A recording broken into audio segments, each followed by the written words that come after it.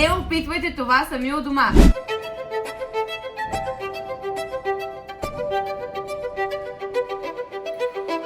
Вземи ми парите.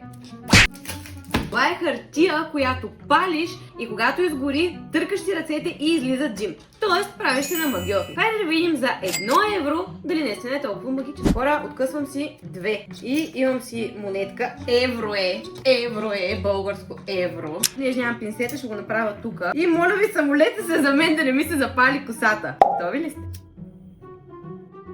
Сега трябва да направим ето така.